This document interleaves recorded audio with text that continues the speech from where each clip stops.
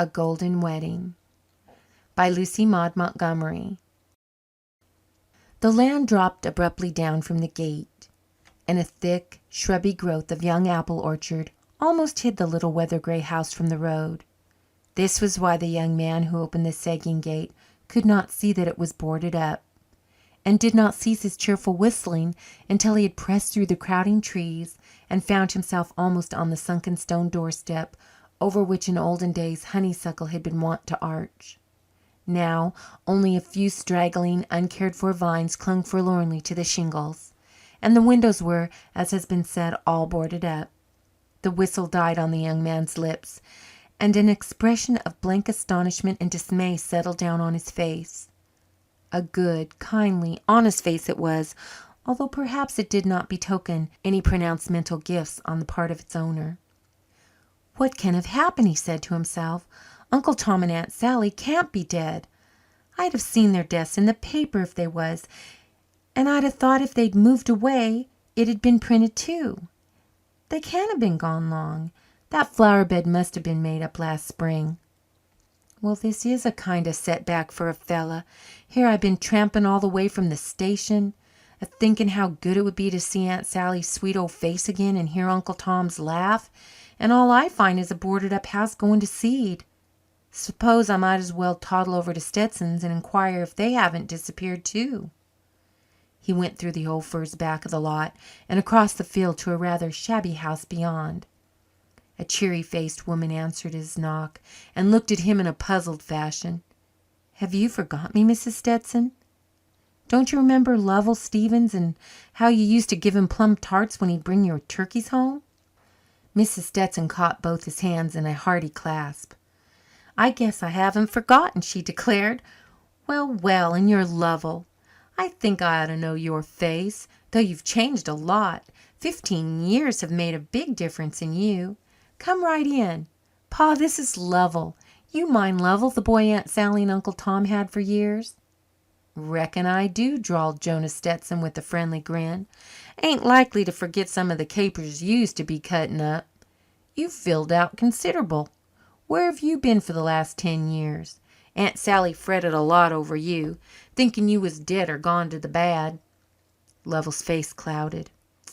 "I know I'd have written," he said repentantly, "but you know I'm a terrible poor scholar, and I'd do most anything than try to write a letter. But where's Uncle Tom and Aunt Sally gone?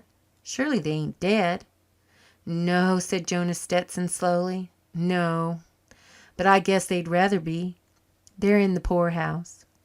"The poorhouse? Aunt Sally in the poorhouse!" exclaimed Lovell. "Yes, and it's a burning shame," declared Mrs. Stetson. "Aunt Sally's just breaking her heart from the disgrace of it. But it didn't seem as if it could be helped. Uncle Tom got so crippled with rheumatism he couldn't work, and Aunt Sally was too frail to do anything. They hadn't any relations, and there was a mortgage on the house." "There wasn't any when I went away." "No. They had to borrow money 6 years ago, when Uncle Tom had his first spell of rheumatic fever. This spring it was clear that there was nothing for them but the poorhouse. They went 3 months ago, and terrible hard they took it, especially Aunt Sally. I felt awful about it myself.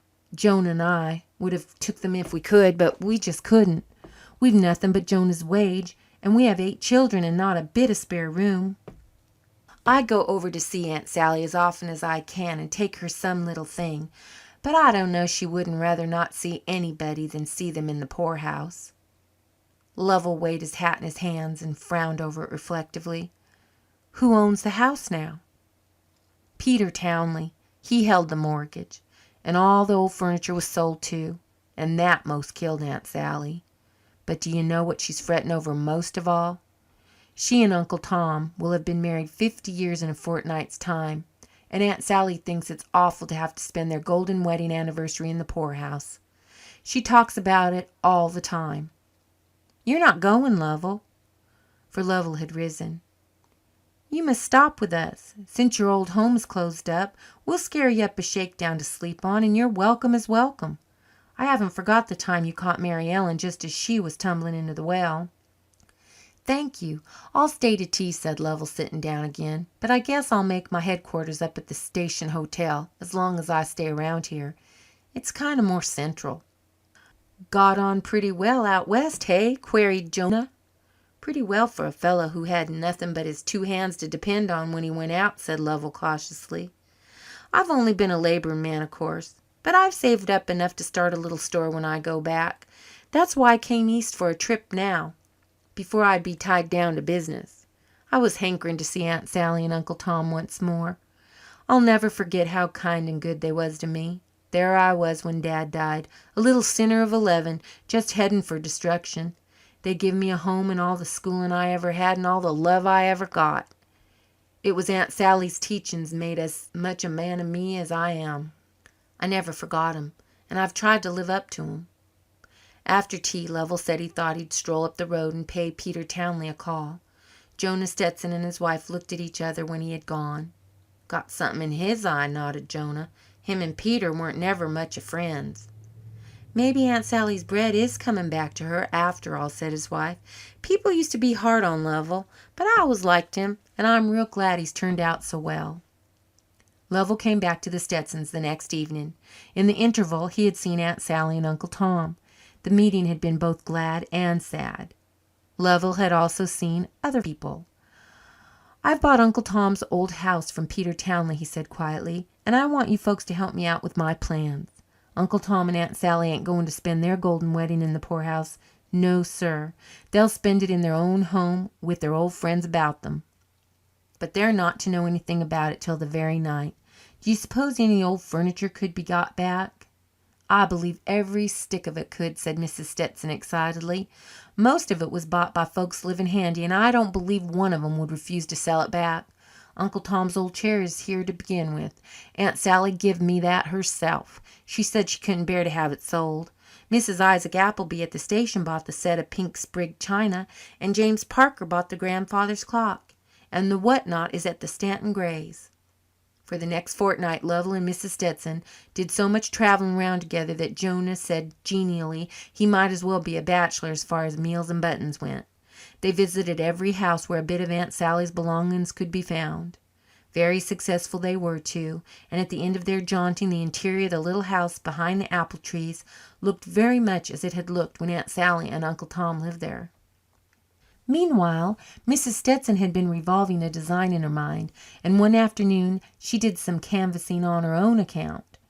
The next time she saw Lovell she said, "We ain't going to let you do it all. The women folk around here are going to furnish the refreshments for the golden wedding, and the girls are going to decorate the house with goldenrod." The evening of the wedding anniversary came. Everybody in Blair was in the plot, including the matron of the poorhouse. That night Aunt Sally watched the sunset over the hills through bitter tears. "I never thought I'd be celebrating my golden wedding in the poorhouse," she sobbed. Uncle Tom put his twisted hand on her shaking old shoulder, but before he could utter any words of comfort, Lowell Stevens stood before them. "Just get your bonnet on, Aunt Sally," he said jovially, "and both of you come along with me. I've got a buggy here for you, and you might as well say goodbye to this place, for you're not coming back to it any more." "Lovell, oh, what do you mean?" said Aunt Sally tremulously. "I'll explain what I mean as we drive along. Hurry up, the folks are waiting." When they reached the little old house, it was all aglow with light. Aunt Sally gave a cry as she entered it. All her old household goods were back in their places. There were some new ones, too, for Lovell had supplied all that was lacking. The house was full of their old friends and neighbours. Mrs. Stetson welcomed them home again. "Oh, Tom," whispered Aunt Sally, tears of happiness streaming down her old face. "Oh, Tom, isn't God good?" They had a right royal celebration, and a supper such as the Blair housewives could produce. There were speeches and songs and tales. Lovell kept himself in the background and helped Mrs. Stetson cut cake in the pantry all evening. But when the guests had gone, he went to Aunt Sally and Uncle Tom, who were sitting by the fire. "Here's a little golden wedding present for you," he said awkwardly, putting a purse into Aunt Sally's hand. "I reckon there's enough there to keep you from ever having to go to the poorhouse again, and if not, there'll be more where that comes from when it's done." There were 25 bright $20 gold pieces in the purse. "We can't take it, Lovell," protested Aunt Sally. "You can't afford it." "Don't you worry about that," laughed Lovell. "Out west men don't think much of a little wad like that. I owe you far more than can be paid in cash, Aunt Sally. You must take it. I want to know there's a little home here for me and two kind hearts in it, no matter where I roam." "God bless you, Lovell," said Uncle Tom huskily. "You don't know what you've done for Sally and me." That night, when Lovell went to the little bedroom off the parlour for Aunt Sally, rejoicing in the fact she was again mistress of a spare room, would not hear of his going to the station hotel. He gazed at his reflection in the gilt framed mirror soberly. "You've just got enough left to pay your passage back west, old fellow," he said, "and then it's begin all over again just where you begun before. But Aunt Sally's face was worth it all. Yes, sir. And you've got your two hands still, and an old couple's prayers and blessings. Not such bad a capital, Lovell. Not such a bad capital." End of A Golden Wedding.